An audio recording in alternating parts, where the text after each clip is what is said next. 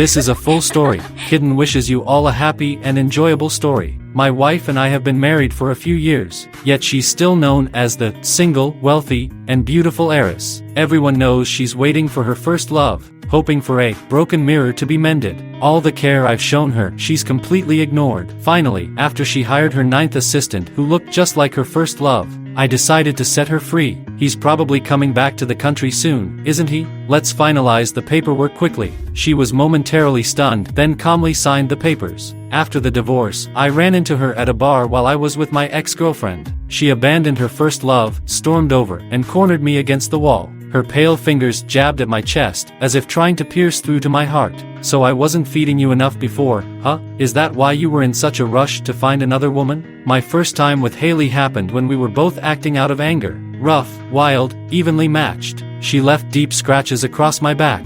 Not until dawn's light spilled through the window did I finally let go of her waist. Let's get married. Our families have been pushing us anyway. It's just a piece of paper. After the wedding, we'll live our own lives and divorce when the time comes. I was exhausted. Haley and I had both endured years of family pressure to marry for alliance. Her shining first love had silently gone abroad, and my sweet, innocent college girlfriend had vanished after taking money from my mom. Heartbroken, we downed drinks at a matchmaking event. I only remember our parents making excuses to leave us behind, and the two of us, red-eyed, stumbling from the table to a hotel room. Haley's features were stunning, sharp yet delicate. Her eyes held an intoxicating allure, a beauty that demanded attention yet kept others at bay. I was struck by her at first sight, but her hostility toward me during our first meeting was unmistakable. Her eyes brimmed with unhidden disdain, as if sparing me even a glance was charity. Everyone knew about her poor but brilliant boyfriend, yet the marriage between our families was set in stone. Naturally, I didn't show her any kindness either. We exchanged sharp words. That dinner was painfully awkward.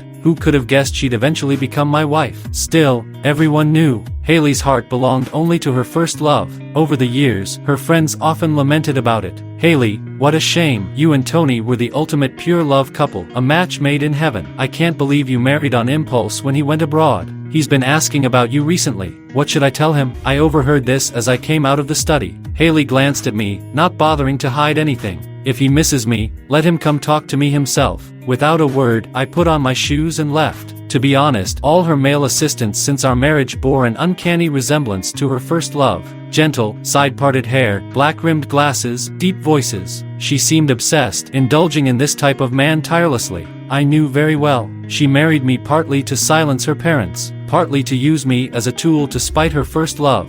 Now that he was returning, it was time for me to let her go. At a family dinner, I sat beside Haley, bored, playing on my phone. Such gatherings were usually filled with weekly recaps, mutual flattery, or discussions of island vacations. But this time was different. They brought up having children. My dad set down his glass and fixed me with a sharp gaze. You and Haley have been married 3 years. Why is there still no news? When will I finally get a grandson? Then his eyes shifted downward, and he commanded, "Get yourself checked. I want a report by next Monday." My face burned. It wasn't just my problem. Haley and I had agreed early on to a child-free arrangement, with thorough precautions. In the beginning, there was passion, a battle of wills. Now, we barely spoke a few words a week. Loveless marriages tend to be like this. Although, not entirely. There was a time when we acted like a real couple, celebrating holidays, birthdays, exchanging surprises. We talked, listened, and respected each other. But when she drank too much, she'd start rambling. "Liar, why did you leave me?" I knew she was mistaking me for her first love again. Patiently, I'd explain, "I'm your husband. Do you want me to kiss you or not?" The scent of alcohol made her irresistibly alluring. Hearing my words, she smiled drunkenly. "No, you're a bad guy too." The atmosphere turned hazy with tension. I wanted to get closer. Honestly, over time, I started to fall for her. Having such a beautiful and charming wife wasn't bad. There were moments I almost forgot she was waiting for someone else. But her close friends never let me forget. When they talked about Tony, her gaze softened with love and longing. Once, their conversation irritated me. "Tony, the gentleman? He's probably overseas, dating God knows how many girls by now." Her face darkened. She hung up and said coldly, "Rocky, do you think everyone's like you?" Angry, I dumped the braised fish I'd prepared into the trash. "What about me? If you can't stand it, leave. My bed is ready." She rolled her eyes gracefully and turned away. I used to be a notorious playboy with women throwing themselves at me. How did I become the ultimate simp and the buttress of this farce? No, effort brings miracles. I wanted her to love me. She didn't reply, instead slowly tucking her loose hair behind her ear. Outside, the overcast sky foreshadowed a coming storm. When she emerged from her shower, her wet hair draped over her shoulders. Her long legs, glowing pale, peeked beneath a dress I once complimented. Was this a signal of affection? Rushing into the bathroom, I noticed a corner of an airline ticket sticking out of the laundry basket. Curious, I picked it up and unfolded it. The destination was Tony City. She'd lied about her business trip last week. No wonder she wouldn't let me touch her then, saying she was tired. So, does love really follow the rule of first come, first served? That night, I left the plane ticket on the table and booked a hotel room. At 3:30 a.m., the doorbell rang urgently. I stubbed out my unfinished cigarette, looking tired as I opened the door. Haley's beautiful face was full of anxiety and nervousness. I lied to you because I was afraid you'd misunderstand. The company meeting really was there. I didn't go to see Tony on purpose. Her gaze was incredibly sincere. I smiled indifferently. No need to explain. Everyone knows you're waiting for him. I'm already prepared to sign the papers at any time. Any time? Her eyes reddened slightly, but her gaze grew colder with each passing moment. Fine, come home with me now. Something seemed to catch her attention. She stepped inside, glancing at the bathroom glass, where steam lingered, fogging the surrounding surface. Hearing the sound of running water, she looked at me with a mocking smile. Did I interrupt something, Rocky? Take your time. I felt a chill in my heart and couldn't be bothered to explain that the water was running because I'd been about to shower. I don't care if you fly across the country to see him, so don't bother trying to control me either. After that night, things changed between us. Her assistants came and went, all resembling Tony. Meanwhile, the perfume on me changed daily, hinting at different women. Yet, somehow, we both still came home every night. She stayed in the master bedroom, locking the door. Eventually, I moved into the study. We'd long stopped having honest conversations. At a family dinner, someone brought up the topic of children. Feigning enthusiasm, I said, "Hey, Haley and I will work hard on that, right, dear?"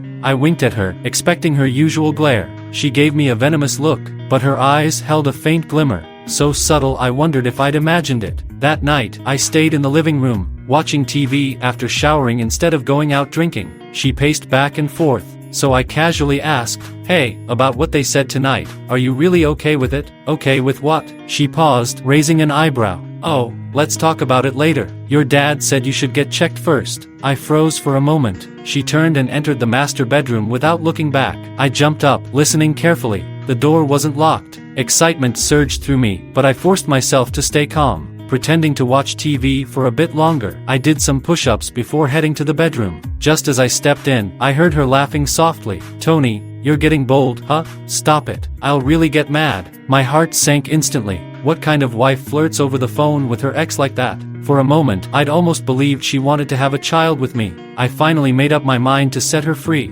Back in the study, I spent the whole night writing a divorce agreement. By dawn, I was still staring out the window, unable to understand why someone so proud and stubborn could sound so soft. After hesitating for hours, I decided to take the agreement to her office. When I arrived, her refined assistant politely asked me to wait outside. "Sorry, anyone meeting Haley must have an appointment." I was taken aback. "Do you always speak like that?" He smirked arrogantly. "Haley says my voice is magnetic. What others think doesn't matter." I smiled faintly. "Has Haley ever said your voice is magnetic?" His expression darkened, and he sighed. "I know you're her husband." Patting his shoulder, I walked straight into her office. To be fair, I'd never heard her compliment my voice either. Inside, she wasn't as busy as I'd expected. She was lounging on the sofa, sipping coffee with her girlfriends. One of them smirked at me. "Rocky, what brings you to Haley's office today?" Haley glanced at me casually. "What's the matter?" Her tone was irritatingly indifferent. I wanted to throw the divorce papers on the table and tell her to sign, but with others present, I forced a polite smile. "It's not urgent. I can wait until you're free." She stared at me for a moment, then asked slowly, "Why are you speaking so strangely? Did you catch a cold?" The room fell silent. Her friend broke the tension. "Haley, Rocky, seriously, why aren't you divorced yet? Tony's back. Isn't it time to end this?" "Haley, after everything, he's finally returned. You two deserve a proper ending." I wanted to sew her friend's mouth shut. Haley glanced out the window, her voice soft. "Alice, if you're done, you can leave."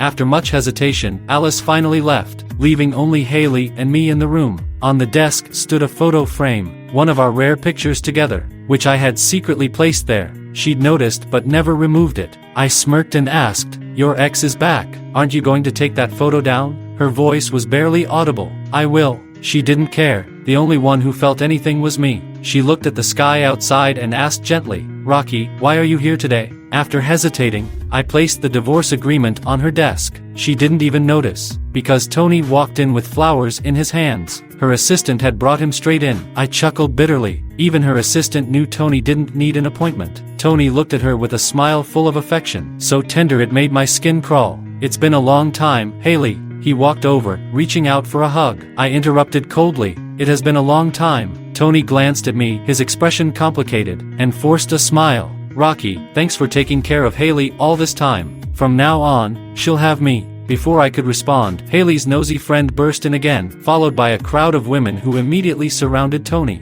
"Tony, when did you get back? Was it just to surprise Haley? How romantic. You're still as devoted as ever. Let me take a picture for the group chat." I didn't know what charm Tony had in college, but the scene was annoying. While they swarmed Tony, I quietly stepped beside Haley and took her hand. She froze, glaring at me and trying to pull away. I didn't let go, smiling calmly. "Since it's my wife's old friend, dinner's on me. What do you want to eat tonight?" The room went silent. Maybe it was jealousy, but even though I came here to ask for a divorce, I found myself unwilling to let her go. Tony's pale face quickly turned red and warm. No, I'll pay." "Haley, I'm sorry I made you wait so long." I gave a cold smile. "Waiting for a few years, just to have a meal to make things right. Your relationship really stays fresh." Haley pulled her hand away from mine. "Tony, don't mind him, let's go." They walked out of the door, chatting and laughing. The strategist friend, walking last, called me. "Rocky, let's go." Haley asked me to sit in your car. This Alice, before Haley and I got married, often spoke ill of me, calling me a player, a nightclub prince, a high-level playboy, and a bunch of other nonsense. Now that the exemplary Tony is back, reconnecting with Haley, what should I do? Applaud them? I'm not going. Tell Haley to sign the documents on the table. We're pretty much done here. Alice froze for a few seconds, then asked, "Do you have other women outside?" I couldn't be bothered to argue with her, but she happily grabbed my arm. "You said it yourself. I've been advising her, but she didn't listen. After the divorce, you promised not to go back to her." I nodded, reassuring her. "With so many flowers around, I don't have to wait for just one to bloom." I called a professional team to pack up all my things and move them out of the house. This villa was left for her. After all, she designed the little garden herself, and she really loved it. The moving process was fast, and by the time I reached the suburban vacant house, it was already 9:30 p.m. There were a few unread messages on my phone from Haley. "Why aren't you coming? What documents on the table?" And the last one, "I won't be coming home tonight." I thought about it and decided to clarify things with her. Take it or leave it, whatever happens next, happens. But the phone was dead, and when I went to find the charger, I suddenly noticed a few dusty letters in the mailbox. What era is this? Who still writes letters? I opened one, and the familiar handwriting filled the page. Memories suddenly flooded back. It was from Serena, my silly ex-girlfriend. After reading the letter, I didn't feel very good. In the letter, Serena said that her grandmother needed a lot of money for surgery. Her family borrowed a lot of money but still didn't have enough. The money my mom gave was a lifesaver for her grandmother. She had no choice but to agree to my mom's condition and leave me. For these years, she had been working hard to pay back the money my mom lent, only daring to contact me after that. But I had blocked her, so she could only send letters to the house where I used to live. I saw the last letter was written last week. After charging my phone, I unblocked Serena and called her. The phone was picked up immediately, and she eagerly said, "Hello, Serena." I called her name. Before I could say anything else, she started crying. "Rocky, I thought you would never talk to me again." I sighed. "Alright, why are you still such a crybaby?" She insisted on meeting me, and I checked the time, then agreed. "Alright, I'll meet you. I'm not in the best mood today." She immediately sensed my bad mood. "What's happened? Come out, let me accompany you." Being in a lively place, emotions are contagious. I thought for a moment, then agreed. "Okay." Haley was also with her first love, right? Serena was the girl I had fallen for when I was 18, just entering college. Such youthful, romantic, and shy memories. But I never expected, at the bar where I was meeting Serena, Haley and her group were sitting in the best seat in the middle. Serena, whom I hadn't seen for a long time, was no longer the pure and lovely girl from before. She wore a black business suit, her long hair pinned up, and her overall aura was elegant. I immediately noticed the pearl earring on her ear, a gift I gave her for her 20th birthday. Her loose hair by her ear added a touch of messy beauty.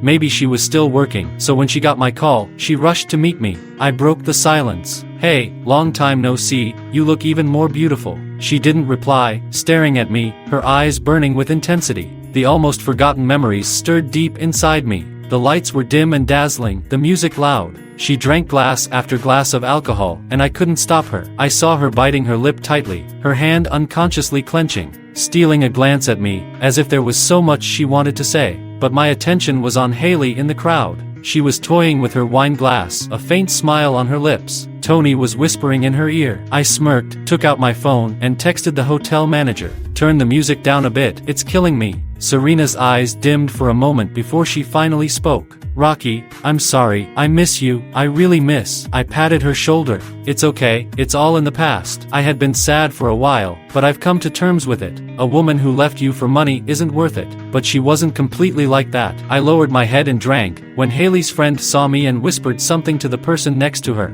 Soon, Tony came over with a drink, smiling brightly. "Rocky, is this your new girlfriend? Congratulations." I raised an eyebrow. "Do you need something?" He gulped his drink down, took out a check from his bag, and acted like a nouveau riche. "Bro, I know you're not short on money, but this is my gesture. Thanks for taking care of Haley, but I'm back now, so cooperate and hurry up and divorce." Across the crowd, I looked at Haley. Her expression was still indifferent, and she met my gaze. I picked up the check and walked straight over to ask her, "Did you ask him to do this?" Her gaze shifted, sitting in the shadows, yet she seemed so cold. "I went to get the documents you mentioned. Is this what you wanted to say?" I didn't expect her to return to get the divorce papers. I thought she would see them tomorrow. I went silent. Her gaze lingered behind me, and after a moment, she took the divorce papers out of her bag and started signing them. "I understand, congratulations," I muttered.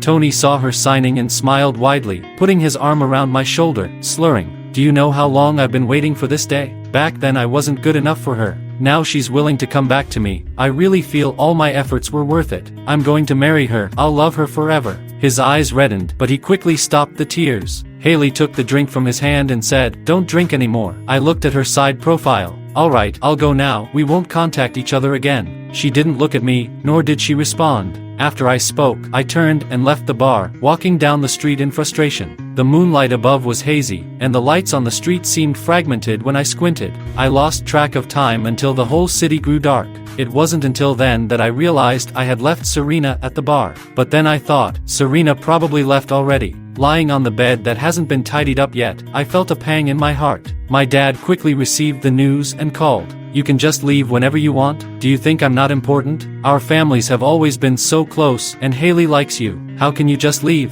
Are you seeing someone else?" My dad knew Haley had a boyfriend before, and still insisted I marry her. In the end, it's always about interests. "Yeah, I'm tired." I hung up the phone and turned it off. I stayed in the house for a few days, and Serena came over silently, helping me clean the cigarette butts on the coffee table and even made a few dishes. I lowered my head and ate. She sighed. "Rocky, let's go out tonight. I've invited a few friends to drink with you." I unconsciously forgot to swallow, my mouth full of food, looking at her in disbelief. She turned her head away, her face turning red quickly. "Don't get the wrong idea, we're just drinking." I nodded. "Okay, whatever, I'll pay." Before leaving, I received a message from Tony. It was a video. He proposed to Haley. In the video, you could see a romantic setting, flowers, grass, balloons, and Haley's friends helping out, warm and touching. He spoke to the camera. "Rocky, Haley, and I haven't been apart for the past few days. It feels as wonderful as before. I don't want to wait anymore. Now I'm preparing a surprise for her. What do you think? Do you think I'll succeed in proposing tonight? I'm so nervous." I understood his words. I sneered and replied, "Whatever." At the bar, the friends Serena invited were all beautiful, each with their own charm, able to drink and have fun. After a few rounds, I began to feel overwhelmed. Even Serena blocked a few drinks for me, making us both red-faced. Later, we drank too quickly, and I suggested taking a break, but they started teasing. "Rocky, if it's on, then it's on. If not, then not. What do you mean by stopping?" Serena gave them a look, and I suddenly couldn't resist and finished a drink. Since words couldn't express everything, I drank it all. When I reached for a second drink, a fair, delicate hand appeared in my sight, snatching the glass away. I staggered and looked up, meeting Haley's bright, clear eyes. Her lashes fluttered, and her voice was husky. "Rocky, let's go talk outside." she should be accepting Tony's proposal, right? But between us, there was nothing left to talk about. She tugged at my shirt, pulling me out, and we were very close. Outside, she extended her finger, gently tapping my chest again and again. You're having fun, huh? Looks like I was starving you before, and now you're so eager to find other women. My heart raced. I didn't expect such words from her. Is Haley jealous? No way, she's not that kind of person. My head was dizzy. I tried to focus on her appearance. What do you mean? Her hot lips pressed against mine, her burning emotions almost swallowing me. I pushed her away. As I left, she bit my lips lightly, saying, "Don't meet Serena again. We just signed the papers, but the divorce isn't finalized yet. It's not over." So, she misunderstood that Serena and I had rekindled our old flame. But what does it have to do with her? After all these years, her love for Tony was obvious. Now that she's with him, she turns around and tries to control me. Is it possessiveness? Thinking of this, my temples throbbed. Stop talking, divorce. Why should she wait for Tony, get together with him, and then come back to me? I didn't care about what happened between her and Tony while we were married. I had already endured enough. Yes, I still liked her, but now it's too late, being compared, being abandoned, and then coming back to me. I won't accept that choice. Rationality was slowly being consumed by the alcohol. I collapsed on the floor, shouting Serena's name. I wanted her to help me up. I didn't want to see Haley again. Later, I blacked out. When I woke up, I was back in my own bed. Serena went to work. On the table was a rich breakfast, all things she made, all my favorite dishes from university days. After that day, I didn't see Haley again. The only time I saw her pictures was through her friends. I thought for a moment and then blocked her friends. But soon, her friend sent me another friend request. Rocky, why are you so petty? Deleting my photos? You're not seeing Haley, but you'll need to go to the Civil Affairs Bureau to finalize the divorce, right? You should give her contact info back, and find a time. You've been dragging it out. Don't tell me you still care about her. Also, she's all lovey-dovey with Tony. You won't jump in and mess things up, right? I took a deep breath, asking her to arrange a meeting with Haley. She and her friend arrived quickly, casting a faint glance at the lady's slippers on the floor. Are you living together? I meant what I said last time. Divorce won't do us any good. I can give Serena some money. Just move back. I asked directly. Is it your parents' wish or your wish that you don't want the divorce? You and I, didn't we start this because of a drunken mistake? You've always loved Tony, now he's back, and you can be with him as you wish. So why come to me? I don't want to call you a bad woman, but it's really strange. Her face turned pale. She explained, I don't want the divorce because of my own reasons. Who told you I've always loved Tony? Did you ask me? He's back, and I just consider him a friend. Why would you think like that? I never wanted a divorce. It's over between us and him. I stared at her eyes. Has he ever touched you? Tony's video was very clear. They hadn't been apart. Even if it wasn't as intense as I thought, her attitude toward him during our marriage was always subtle. Was that just a friendship? We've never had feelings, and now, at this point, she says she doesn't want to leave me. When I asked this, she went silent. I silently laughed. Though I'm a man, before I divorced you, I'll refrain from being with other women. It's basic respect for marriage, so hurry up and divorce. I've been holding it in too long. Her eyes reddened, tears welling up, and she stood up. Okay, I'll wait for you at the Civil Affairs Bureau. Her friend, who had been sitting quietly, finally spoke when she left. Add me back. And that night, Tony was drunk and tried to kiss Haley. He got slapped. I don't know what she thought, because before a horn honked outside, she stood up in a panic. Don't be impulsive, maybe you should think it over. No need to think. After finishing the divorce, I completely cut ties with her. Time passed at its own pace, but what really baffled me was her nosy friend insisting on adding me as a friend. After all, she had been praising Tony in front of Haley every day after we got married, and now that we were divorced, she wanted to add me as a friend to update me on her situation. Just hearing her name made me exhausted, so I asked her, I'm not going to reconcile with her. Why are you talking about this? She was typing, then quickly sent a long message. I don't believe you would leave Haley. I can see that you like her. I didn't think much of you before, but after she divorced you, she's like a different person, so indifferent to everything. I feel like she still has feelings for you, so I'm testing you. If you want, I can help you. I patiently replied, I don't want to. After that, she didn't contact me again. Until one night, she called me several times, leaving a message. Haley's drunk and she wants to see you. Please come. Tony's upset and left, and if you don't come, she'll cry. I answered the call and asked her to pass the phone to Haley. She was indeed drunk, her voice lazy and slurred. Rocky, I realized too late. I'm sorry, but can you? I didn't let her finish. No. Her voice cut off abruptly, and she hung up. Over a month passed. I went back to my parents' place, and they didn't say much. But since both families had business dealings, it was inevitable we'd meet. During dinner, Haley arrived late. There were plenty of empty seats at the round table, but she habitually sat beside me. This made everyone silent. Haley had changed her hair color, her hair was longer, and she wore a carefully applied makeup and a long dress, which perfectly accentuated her tall and graceful figure, noble and proud. She noticed my gaze and smiled. "What, do I look good?" I looked away. Suddenly, I remembered when we first met for an arranged date. She had called me a pervert for looking around. But now, it was over. At dinner, everyone kept encouraging drinking, and I didn't refuse. During this time, my alcohol tolerance had returned to its peak. Haley also drank one glass after another. We both knew what they were planning. In the end, everyone said they had to leave. Only Haley and I remained at the table. She was a little tipsy, now more charming and gentle. Tony barged in from outside. He had probably been waiting outside for a long time. He didn't even get a chance to sit at the table during this dinner, let alone the check he had given me. People never succeed so easily. I stood up and nodded at him. "You can take her home. I'll take a cab." Tony paused, then smiled bitterly. "Rocky, don't misunderstand. Haley's my boss now. I came here to explain. It's over between us. It's all in the past." I said, "Oh, first love, White Moonlight Senior." Had she finally turned the page in her heart? Tony glanced at Haley one last time and quietly left. She was drunk, her beautiful clear eyes now blurry. "Who's leaving? Pour more wine." "Rocky, you can't possibly be tapping out now, can you?" I picked her up, and she softly collapsed in my arms like a well-behaved kitten. When I took her home, she was already asleep, tightly holding onto the hem of my shirt. The house hadn't changed. My slippers and forgotten toothbrush were still in the same place. I called her friend. She took a long time to arrive, and when she saw me sitting on the sofa, she helplessly said, "Look at Haley. Can you really sit so far away?" "Rocky, she's never been this upset for anyone. Do you know how worried I was when Tony went abroad? I was so worried about her." I stood up, grabbed my coat, and told her to take care of Haley. Just as I finished speaking, Haley sat up on the sofa. "Rocky, I'm hungry. Can you make me something to eat?" I sighed, put my coat back down, rolled up my sleeves, and went into the kitchen.